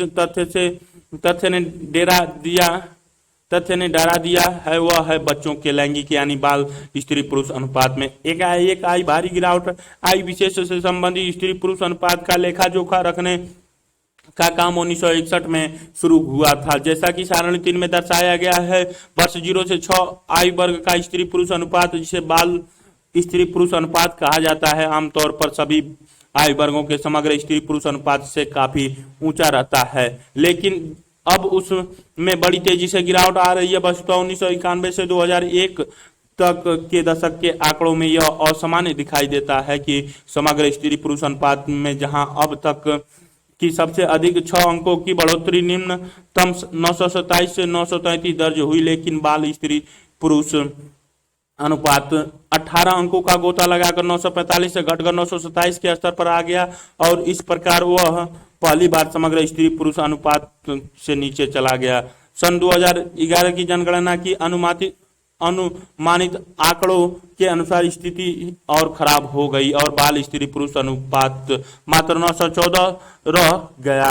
इस राज्य स्तरीय बाल स्त्री पुरुष अनुपात तो चिंता का और भी बड़ा कारण प्रस्तुत करता है। कम से कम 9 राज्यों और संघ राज्य क्षेत्रों का बाल स्त्री पुरुष अनुपात प्रति 1000 पुरुषों के पीछे 900 स्त्रियों से भी कम है। इस संबंध में हरियाणा राज्य की स्थिति सबसे खराब, क्योंकि वहां का बाल स्त्री पुरुष अनुपात अविश्वसनीय रूप से 993, एकमात्र ऐसा राज्य जो 800 से नीचे है। पंजाब के बाद जम्मू और कश्मीर, दिल्ली, चंडीगढ़, उत्तराखंड आते हैं, जैसा कि नक्शा 2 में दिखाया गया है। उत्तर प्रदेश, दमन और दीव, हिमाचल प्रदेश, लक्षद्वीप और मध्य प्रदेश सभी में यह अनुपात 925 से नीचे है, जबकि बड़े राज्य जैसे नक्शा 2 राज्यवार बाल स्त्री पुरुष अनुपात 0 से 6 वर्ष की मानचित्र 2011 70 80 90 ईस्ट एंगल पे दिए गए हैं।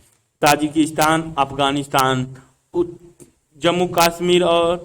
जम्मू और कश्मीर पीले रंग से, हिमाचल प्रदेश, पंजाब, उत्तराखंड, हरियाणा, राजस्थान, दिल्ली, नेपाल, पाकिस्तान, अफगानिस्तान से नीचे, चीन, तिब्बत, सिक्किम, भूटान, अरुणाचल प्रदेश, असम, मेघालय, मिजोरम, त्रिपुरा, मणिपुर, मेघालय, बांग्लादेश, बिहार, झारखंड, मध्य प्रदेश, गुजरात, महाराष्ट्र, छत्तीसगढ़, ओडिशा, पश्चिम बंगाल, म्यांमार, आंध्र प्रदेश, गोवा, कर्नाटक, केरल, महाराष्ट्र, तमिलनाडु, केरल, पुदुचेरी, लक्षद्वीप, हिंद महासागर नीचे, इधर अंडमान निकोबार द्वीप समूह।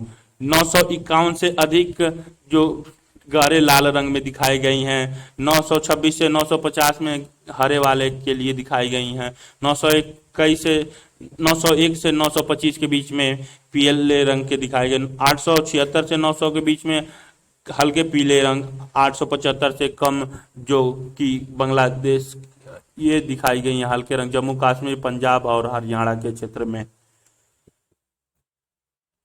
कि पश्चिमी बंगाल, असम, तमिलनाडु, आंध्र प्रदेश, कर्नाटक में यह अनुपात 919 के राष्ट्रीय औसत से ऊपर है, पर 970 के स्तर से नीचे है। यहां तक कि केरल भी, जहां का समग्र स्त्री पुरुष अनुपात सर्वोत्तम रहा है, बाल स्त्री पुरुष अनुपात के मामले में 964 के स्तर पर कोई अच्छी स्थिति में नहीं है, जबकि 972 का उच्चतम बाल स्त्री पुरुष अनुपात अरुणाचल प्रदेश में पाया जाता है। जनसांख्यिकीविदों और समाजशास्त्रियों ने भारत में स्त्री पुरुष अनुपात में गिरावट आने के कई कारण बताए हैं। स्वास्थ्य संबंधी मुख्य कारक जो पुरुषों के बजाय केवल स्त्रियों को ही प्रभावित करता है, वह है स्त्रियों का गर्भ धारण करना और फिर बच्चा पैदा करना। इसीलिए यह प्रश्न उठना प्रासंगिक है कि क्या स्त्री पुरुष अनुपात में गिरावट का एक कारण यह हो सकता है कि केवल स्त्रियों को ही बच्चा पैदा करने में मौत की जोखिम उठानी पड़ती है, किंतु यह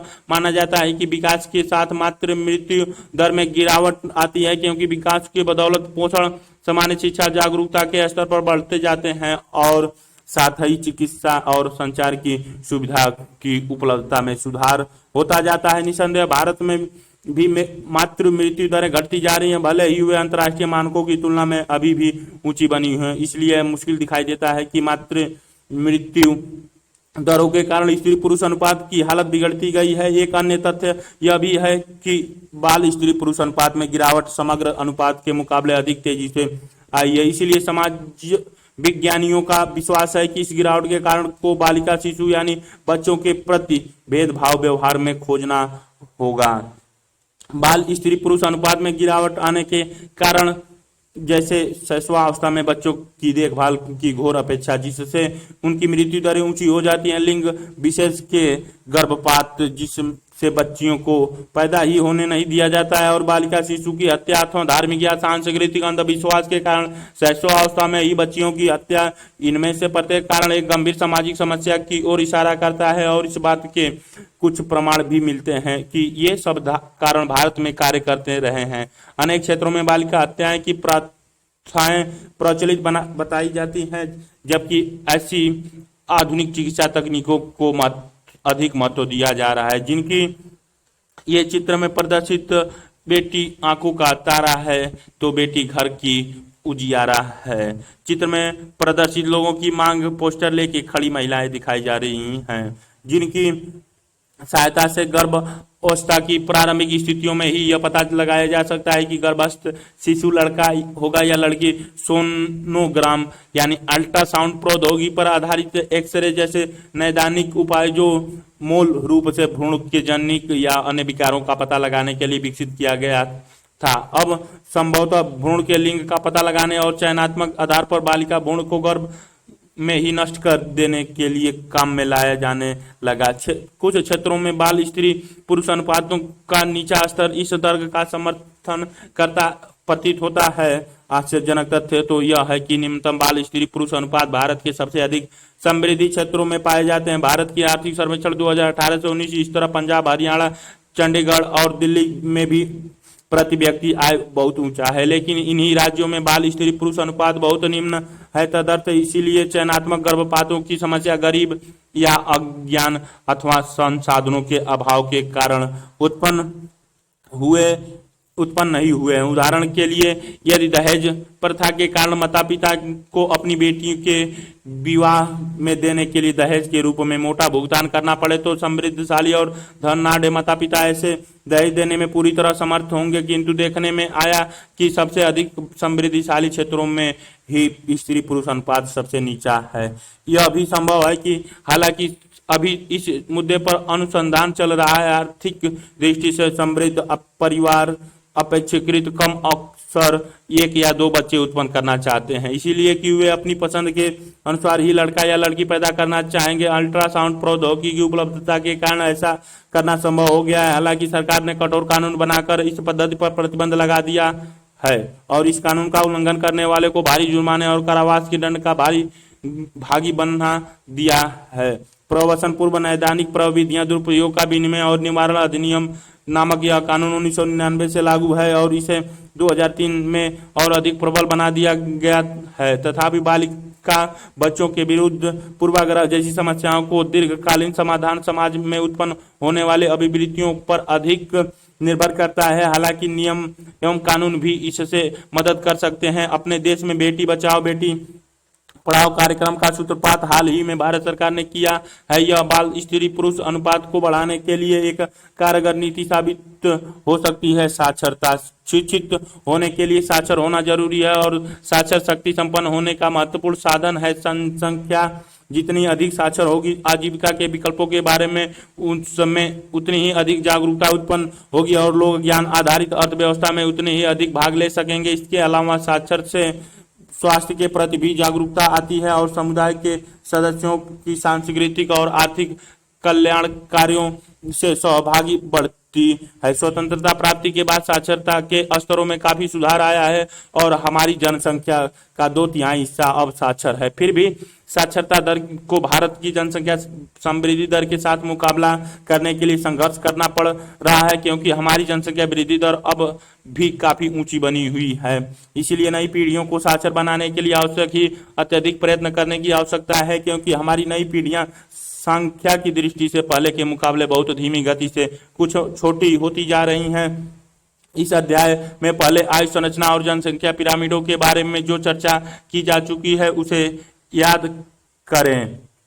विभिन्न क्षेत्रों में स्त्री पुरुषों तथा सामाजिक समूहों में साक्षरता की दरों में बहुत भिन्नता पाई जाती है। जैसा कि सारणी 4 में देखा जा सकता है, स्त्रियों में साक्षरता दर पुरुषों की साक्षरता दर से लगभग 16.3% कम है।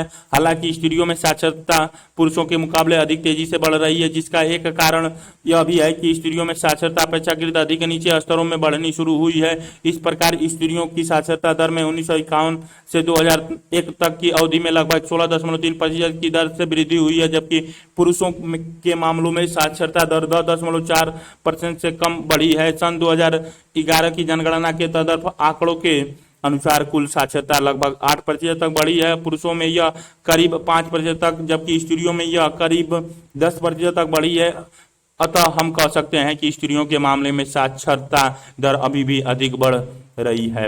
विभिन्न सामाजिक समूहों में भी साक्षरता की दरों में अंतर पाया जाता है। ऐतिहासिक दृष्टि से अनुसूचित जातियों और अनुसूचित जनजाति जैसे सुविधा वंचित समुदायों में साक्षरता की दरें नीची रही हैं।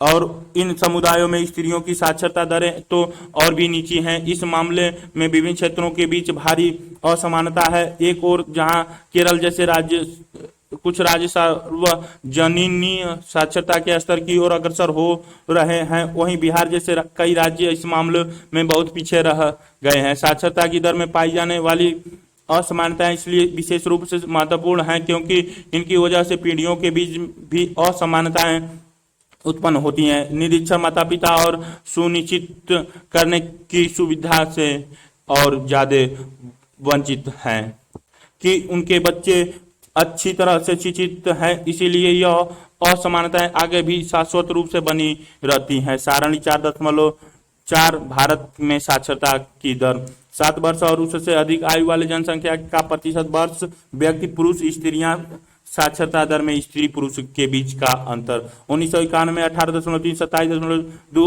8.9, 18.3, 1961 में 28.3, 40.4, 15.4, 25.1, 1971 से 34.5, 46.0, 22.0, 24.0, 1981 से 43.6, 56.4, 29.8, 26.6, 1951 से 52.2, 64.1, 39.3, 24.8, 2011 1 में 65.4, 75.9, 54.2, 21.7, 11 में 73, 80.9, 64.6, 16.7। स्रोत भारत की जनगणना 2011। ग्रामीण नगरीय विभिन्नताएं।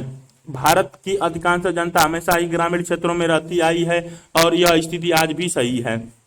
2001 की जनगणना में पाया गया कि हमारी जनसंख्या का 72% भाग आज ही भी गांव में रहता है और 28% भाग शहरों और कस्बों में।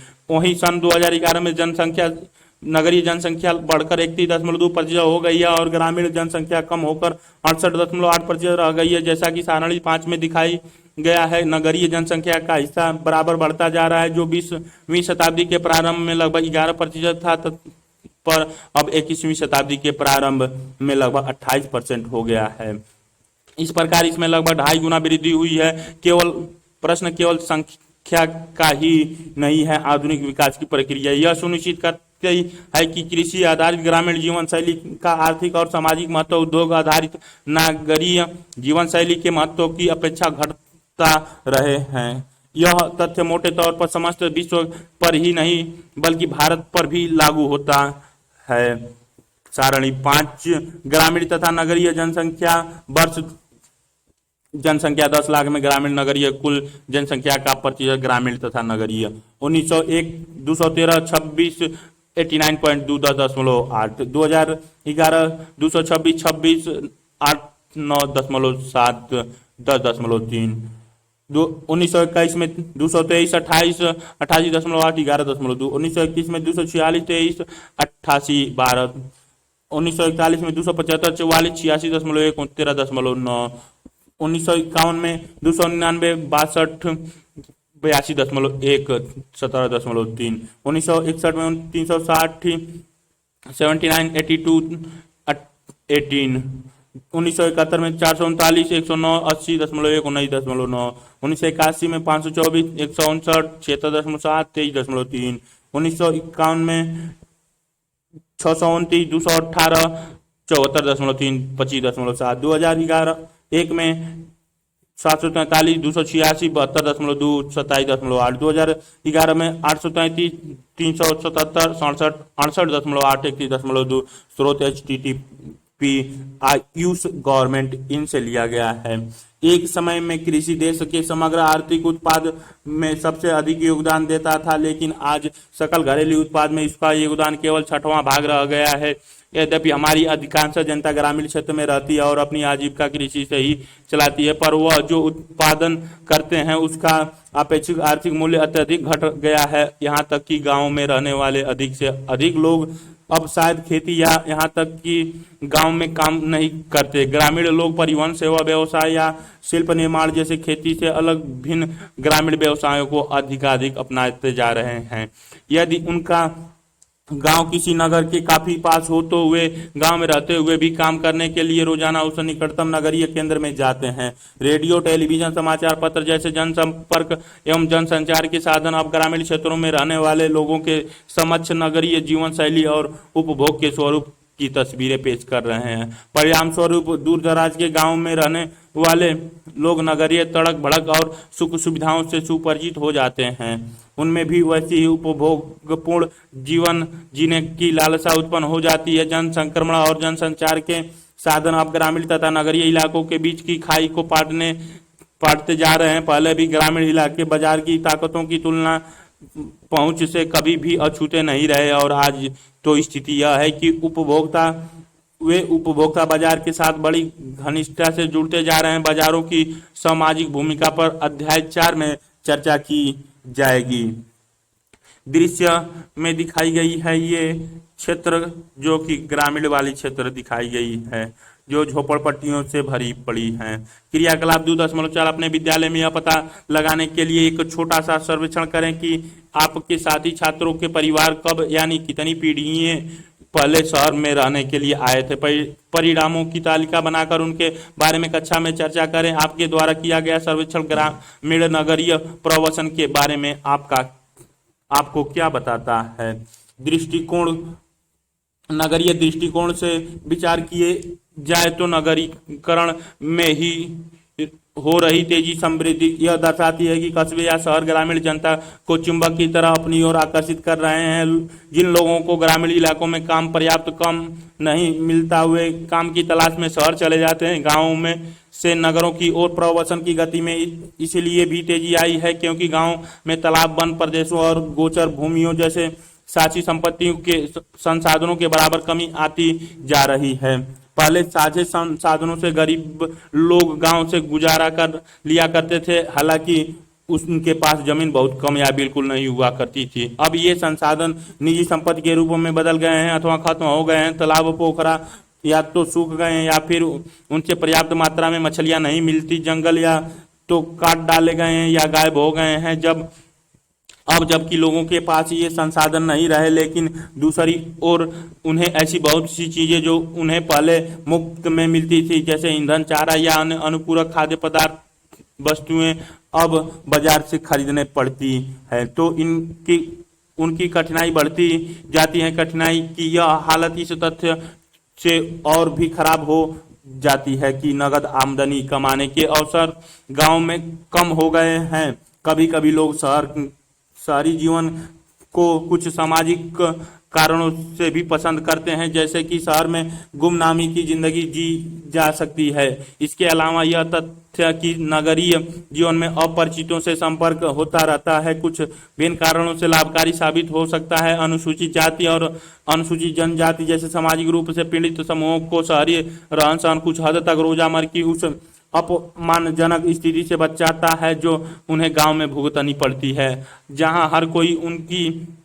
जाति से उन्हें पहचानता है। शहरी जीवन की गुमनाम के कारण सामाजिक दृष्टि से प्रभुत्वशाली ग्रामीण समूहों के अपेक्षाकृत गरीब लोग शहर में जाकर कोई भी नीचा समझा जाने वाले काम करने से नहीं हिचकिचाते, जिसे वे गांव में रहते हुए बदनामी के डर से नहीं कर सकते थे। इन सभी कारणों से शहर ग्रामीण के लिए आकर्षक गंतव्य बन गए हैं। दिन पर दिन बढ़ते जा रहे शहर जनसंख्या की इस प्रवाह के प्रमाण है। स्वतंत्र काल में नगरीकरण की तेजी रफ्तार से भी इस तथ्य की पुष्टि होती है। जहां नगरीकरण की प्रक्रिया बहुत तेजी गति से चल रही है, इसके अंतर्गत सबसे विराट शहर मेट्रोपोलिसी ही सबसे अधिक तेजी से फैलते जा रहे हैं। ये महानगर ग्रामीण क्षेत्रों एवं साथ ही साथ छोटे कस्बों के अप्रवासियों को अपनी ओर आकर्षित करते हैं। इस समय भारत में कुल मिलाकर 5161 कस्बे और शहर हैं, जिनमें 28.60 करोड़ लोग रहते हैं। किंतु आश्चर्यजनक बात यह है कि नगरीय जनसंख्या का 2/3 से भी अधिक भाग 27 बड़े शहरों में रहता है, जिनकी आबादी 10 लाख से ज्यादा है। स्पष्ट भारत में अपेक्षाकृत बड़े शहरों की जनसंख्या इतनी तेजी से बढ़ रही है कि नगरीय आधारभूत सुविधाएं उतनी तेजी से शायद ही बढ़ सके। इन शहरों पर जनसंचार के माध्यमों का ध्यान प्रमुख रूप से अधिक केंद्रित रहने से भारत का सार्वजनिक चेहरा ग्रामीण की बजाय अधिकाधिक नगरीय होता जा रहा है। तथापि देश में राजनीतिक शक्ति प्रदान करने की प्रक्रिया में ग्रामीण इलाके आज भी निर्णायक भूमिका अदा करते हैं। भारत की जनसंख्या नीति। इस अध्याय में की गई चर्चा से यह स्पष्ट हो गया कि जनसंख्या की गतिशीलता एक महत्वपूर्ण विषय है और यह एक राष्ट्र के विकास की संभावनाओं को और वहां की जनता के स्वास्थ्य और कल्याण के निर्णायक रूप से प्रभावित करती है। यह विशेष रूप से उन विकासशील देशों के मामले में अधिक सही है जिन्हें इस संबंध में विशेष चुनौतियों का सामना करना पड़ता है। इसलिए यह कोई आश्चर्यजनक बात नहीं है कि भारत पिछले 50 साल से भी अधिक समय से आधिकारिक जनसंख्या नीति का पालन करता रहा है। वास्तव में भारत ही संभवतः ऐसा पहला देश था जिसने 1952 में अपनी जनसंख्या नीति को स्पष्ट घोषणा कर दी थी। हमारी जनसंख्या नीति ने राष्ट्रीय परिवार नियोजन कार्यक्रम के रूप में एक ठोस रूप धारण किया। इस कार्यक्रम के उद्देश्य मोटे तौर पर समान रहे हैं। जनसंख्या समृद्धि की दर और स्वरूप को प्रभावित करके सामाजिक दृष्टि से वांछनीय दिशा की ओर ले जाने का प्रयत्न करना। प्रारंभिक दिनों में इस कार्यक्रम का सबसे महत्वपूर्ण उद्देश्य था जन्म नियंत्रण के विभिन्न उपायों के माध्यम से जनसंख्या समृद्धि की दर को धीमा करना, जन स्वास्थ्य के मानक स्तरों में सुधार करना है। जनसंख्या तथा स्वास्थ्य संबंधी मुद्दों के बारे में आम लोगों की जागरूकता बढ़ाना। इस पिछले लगभग 50 वर्षों में भारत ने जनसंख्या के क्षेत्र में अनेक उल्लेखनीय उपलब्धियां हासिल की है जिनका संक्षिप्त ब्यौरा बॉक्स 2.4 में दिया गया है। राष्ट्रीय आपात की अवधि 1975 से 76 में परिवार नियोजन के कार्यक्रम को गहरा धक्का लगा। इस आपातकालीन स्थिति में सामान्य संसदीय और वैध प्रक्रियाएं निलंबित रही और विशेष कानून और अध्यादेश संसद में पारित करवाए बिना ही सीधे सरकार द्वारा लागू कर दिए गए। इस आपातकाल में सरकार ने बड़े पैमाने पर जोर जबरदस्ती में बाध्यकरण स्टेलाइजेशन का एक कार्यक्रम लागू करके जनसंख्या की समृद्धि दर को नीचे लाने का प्रयत्न किया। यह बाध्यकरण का अर्थ ऐसी चिकित्सा पद्धतियों से है जिनके द्वारा गर्भधान और शिशु जन्म को रोका जा सकता है। पुरुषों के मामले में उपयोग में लाई जाने वाली शल्य पद्धति को नसबंदी वेक्स्ट्रोमी और स्त्रियों के लिए काम में लाई जाने वाली शल्य पद्धति नालिकाबंदी ट्यूबकोटोमी कहा जाता है। अधिकतर गरीब और शक्तिहीन लोगों का भारी संख्या में जोर जबरदस्ती से बाध्यकरण किया गया और सरकारी कर्मचारी जैसे स्कूली अध्यापक या दफ्तरी बबुआओं पर भारी दबाव डाला गया कि वे लोगों को बाध्यकरण के लिए आयोजित शिविरों में लाएं।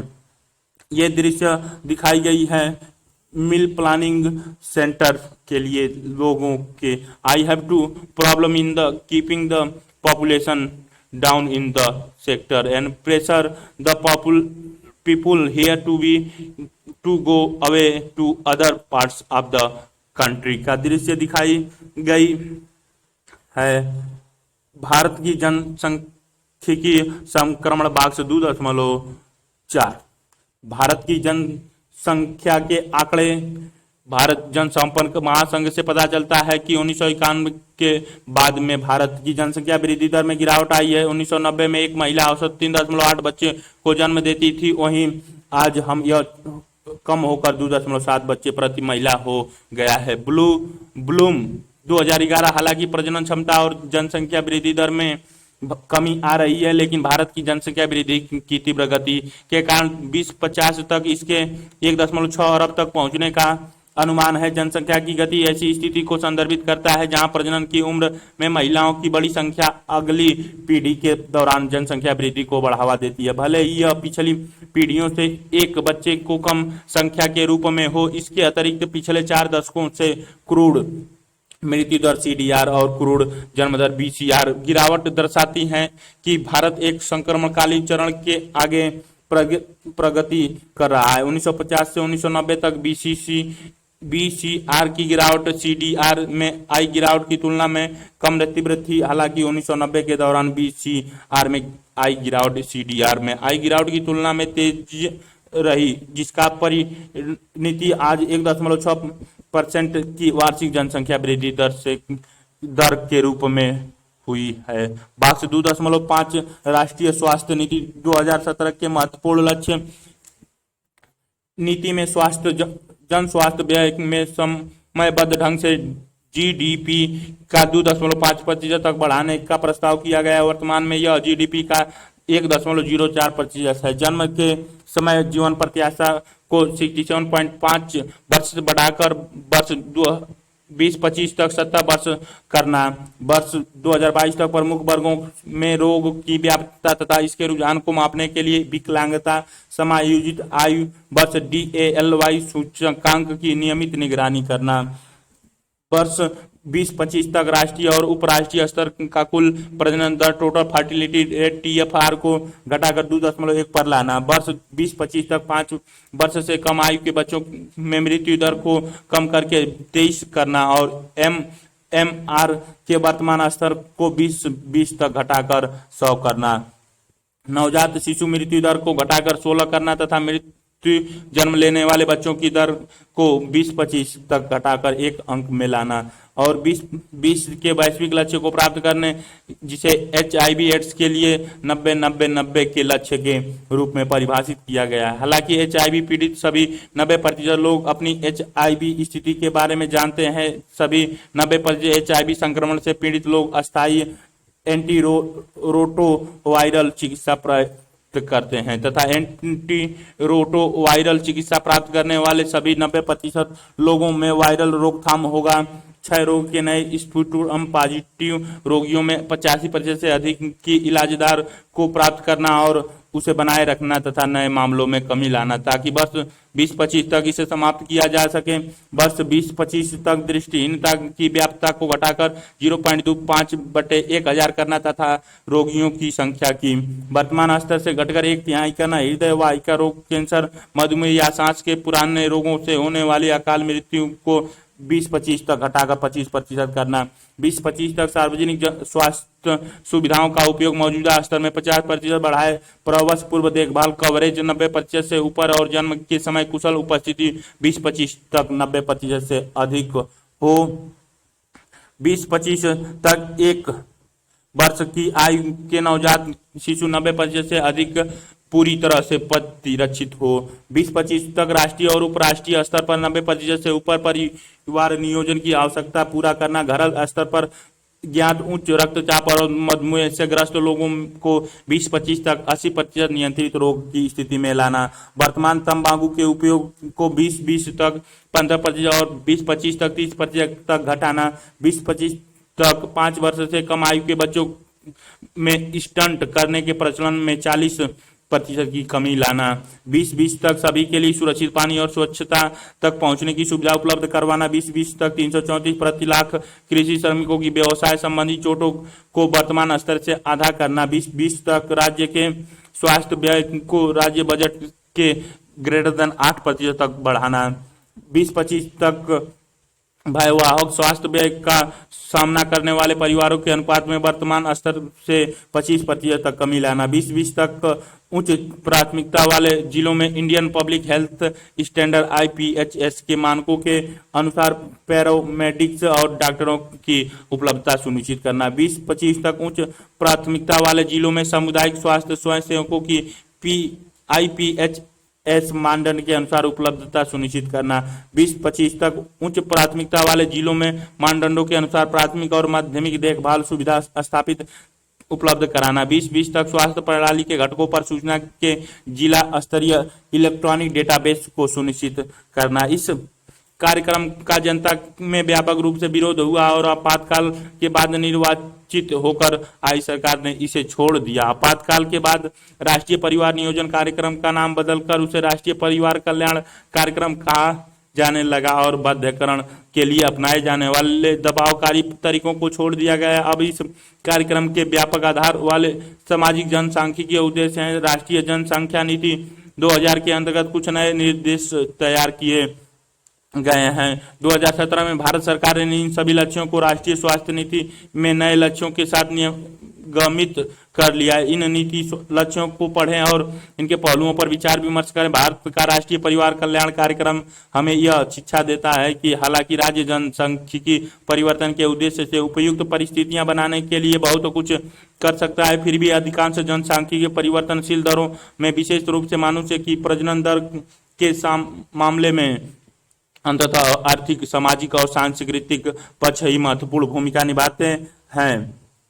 ये चित्र में टिकू टिकू population WCREAS aren't are proud. We are the world biggest democracy and soon we will be still bigger democracy. Bigger democracy.